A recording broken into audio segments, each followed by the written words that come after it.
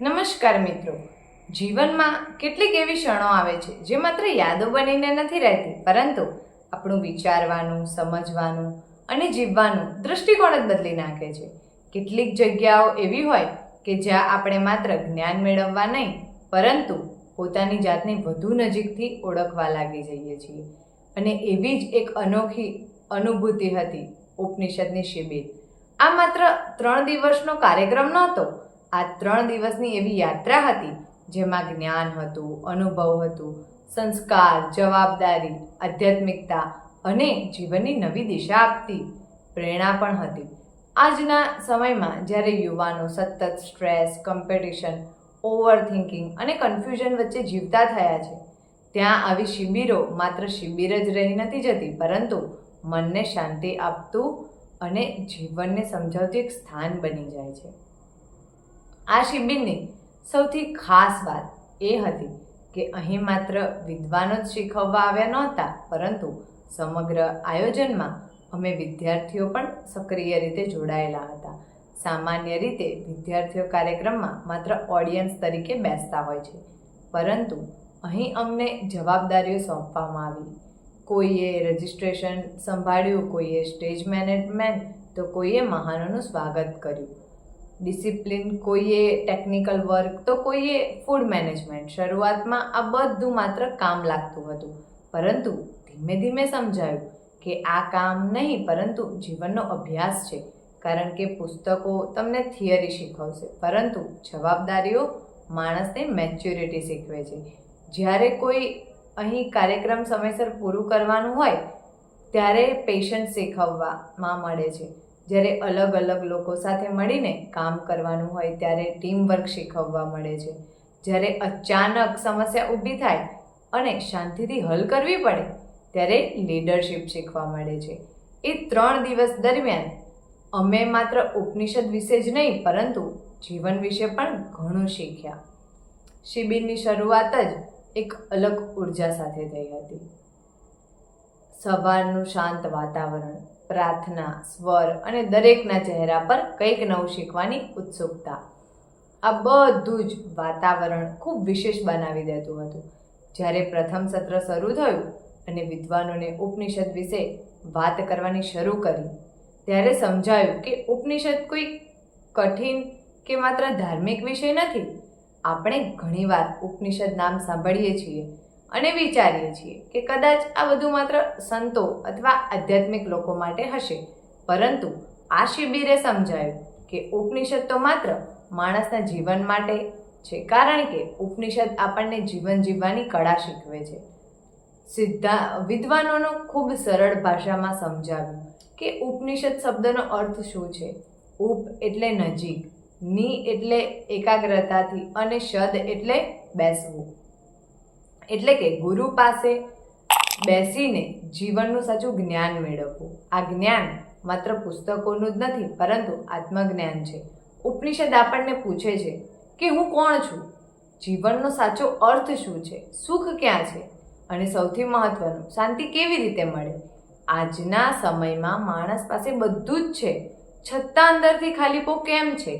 આ પ્રશ્નનો જવાબ ઉપનિષદમાં છુપાયેલો છે. એક સત્રમાં વિદ્વાને કહ્યું હતું, આજના માણસ બહારની દુનિયામાં જીતવા માટે એટલો વ્યસ્ત થઈ ગયો છે કે પોતાની અંદરની દુનિયા સાથેનો સંબંધ ગુમાવી બેઠો છે.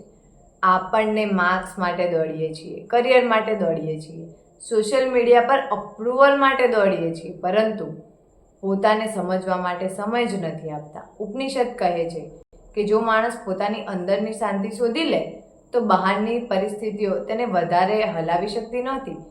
આ વાત સાંભળીને ખરેખર એવું લાગ્યું કે ઉપનિષદ હજારો વર્ષ જૂનું હશે, છતાં આજના સમયમાં પણ એટલું જ સાચું છે.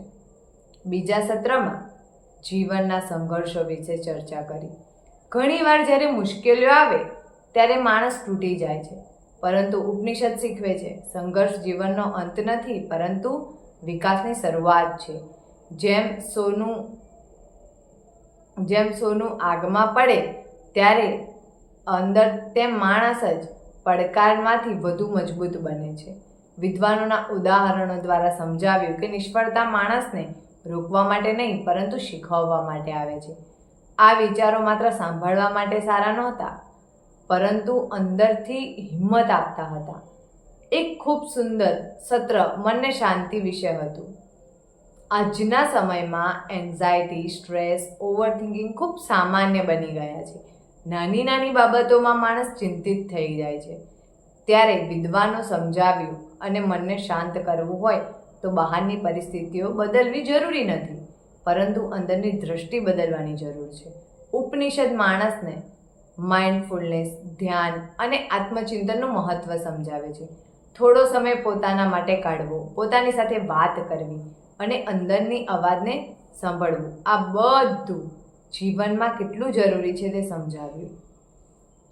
આ શિબિર દરમિયાન અમને એ પણ સમજાવ્યું કે ઉપનિષદ માત્ર આધ્યાત્મિકતા વિશે નથી, પરંતુ પ્રેક્ટિકલ લાઈફ સાથે ખૂબ ખૂબ જોડાયેલું છે.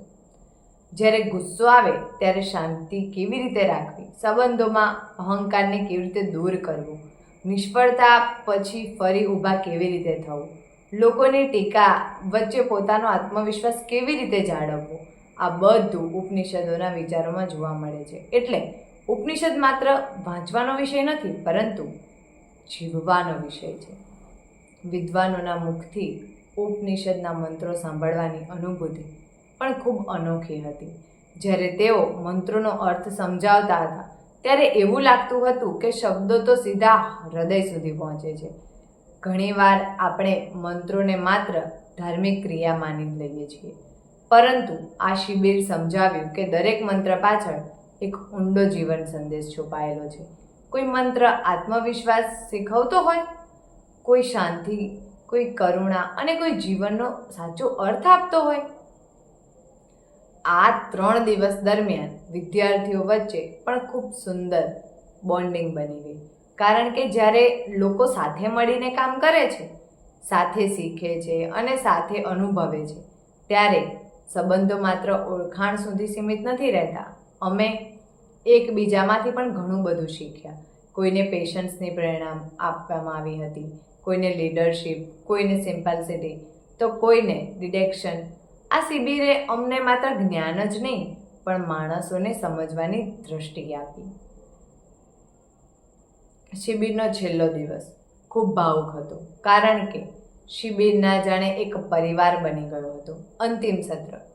અંતિમ સત્ર દરમિયાન જ્યારે બધાએ પોતાના અનુભવો શેર કર્યા, ત્યારે સમજાયું કે દરેક વ્યક્તિ શિબિરમાંથી કંઈક ને કંઈક લઈ જઈ રહી.